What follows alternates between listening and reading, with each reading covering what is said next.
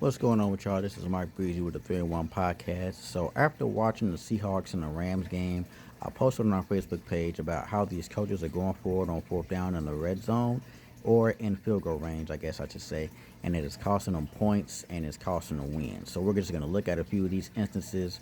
Actually, we're going to look at all these instances because it's 23 in total throughout the season up to this point today, and we're going to kind of do a little bit of hypothetical thinking. Just imagine what would happen if those teams would have went for it, got the points instead of the missed conversion, and then that would have turned the game around, and those teams actually would have won the game. So here we go. In the second quarter, the Bears missed a fourth down conversion from the Vikings' 24-yard line and ended up losing about 3 points. The Giants didn't convert on fourth down in the third quarter and ended up losing by 3 points. That was actually from the Cowboys' 10-yard line. The Texans went forward on fourth from the Bucks' 1-yard line, didn't convert, and ended up losing by 1 point. The Rams actually went forward on fourth from the 11-yard line on the last play of overtime, didn't convert, and ended up losing by 3. The Jets didn't convert on fourth down from the Broncos' 44, lost by 2. I know this one was kind of a stretch because that's a 61-yard field goal, and the kicker is Nick Folk, and his long was like 50, I believe 58 or 59 yards, but it still kind of counted. So the Raiders are actually guilty twice in this game.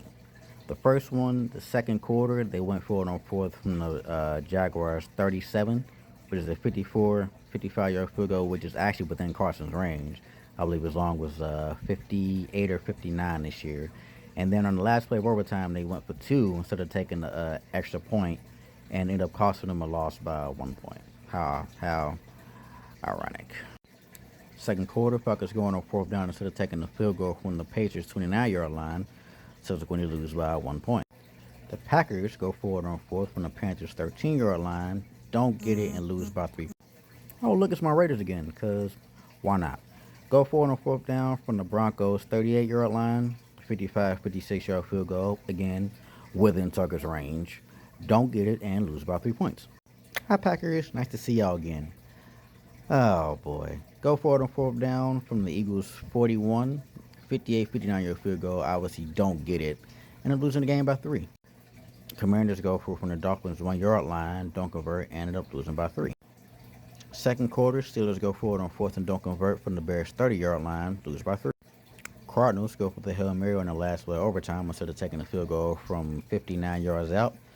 Don't get it, lose by 3. Commanders go for the game winning 2-point conversion in overtime, don't get it, lose by 1.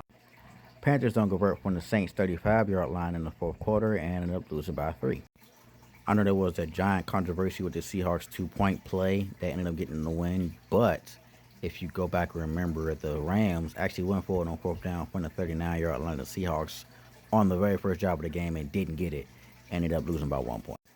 The Giants see what the Rams did, said, hold my beer, go forward on fourth down on their very first possession of the game, don't get it from the Vikings 10-yard line, and oh, look at that, lose by 3.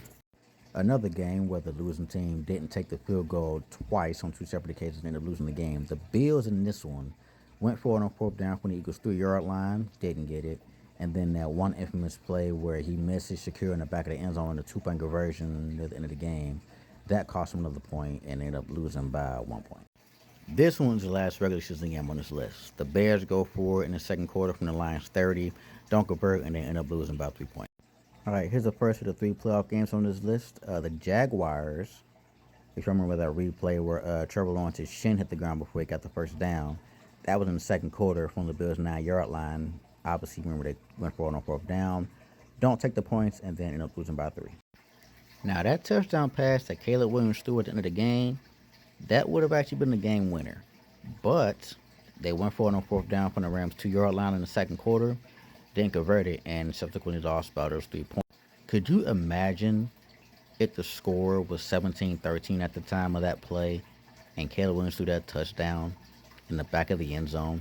That would have been arguably the greatest play, not just in the playoffs, but in football history. We will be watching replays of that play until the year 3045 at the minimum. I can guarantee that's what would have happened if that touchdown was a game winner instead of just sending it to overtime. And finally, the last playoff game and obviously most recent game, Broncos go forward on fourth down from the Patriots' 14-yard line, don't get it, subsequently lose by those 3 points, sending the Patriots to the Super Bowl and not the Broncos. Now we get to the fun part. Now we can pretend like all those games that had those failed fourth down conversions were converted and ended up helping those teams win the game. Obviously, this is a hypothetical. We have no way to guarantee that this actually what would have happened. Those games probably would have still had the same result, just different scores. But we'll pretend like those conversions from failed fourth down to points actually turned into wins. All right, so with the new win totals tally, that actually changes a few things. It doesn't change anything crazy. The Rams not get the 1 seed. The Bears, the Eagles, and the Panthers still get their 2, 3, and 4 seeds. Nothing changes there. And then the wild card changes just a little bit. You now have the Seahawks at the 5 seed instead of the Rams. You now got the Packers getting the 6 seed, and you got the 49ers getting the 7 seed. The Panthers still get the division win because they had a better division record than everybody else in the NFC South. That means the Seahawks actually travel to Carolina instead of the Rams. The Packers go to play Philadelphia, and the Niners end up going to Chicago to play them. As far as the AFC goes, there's quite a few more changes. The Steelers end up actually winning the division by 3 games instead of having to play the AFC North Championship game against the Ravens. The Texans win the division by 2 games and they get the 1 seed.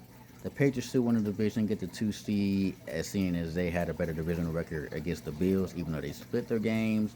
And the Chargers, since the Broncos would have lost that game to the Raiders, actually end up with a better divisional record and end up winning the AFC West. As far as the tiebreakers go, the Patriots and the Chargers both win the division because of better divisional records. The Chargers get a 3 seed over the Steelers because they beat the Steelers earlier. The Jazz get a 6 over the Broncos because they beat the Broncos earlier in the year. And then the Texans get the 1 seed because they had a better conference record than the Patriots. Again, this is all hypothetical stuff. I'm just trying to point out that these coaches going forward on fourth down and field goal territory are costing them games and possibly seeding. You saw the AFC, we literally had 2 different division winners, and both sides had a different number 1 seed just because they took the points instead of going forward on fourth down. Did the playoffs still play out the same? I don't know. It's hypothetical. Do we still get the Patriots and the Seahawks in the Super Bowl? I don't know. I personally doubt it because I think home field advantage matters with certain teams, and with certain teams it doesn't matter. The Patriots went 8-0, well now 9-0 on the road, so them having to play in anywhere else outside of New England doesn't really matter. But tell me what you think. Speculate all you want to. Do you think this changes anything? I personally do. You may not. Talk about it. Like, share, and subscribe. And always remember, you may not go 4-0, but you can always go 3-1. Breezy out.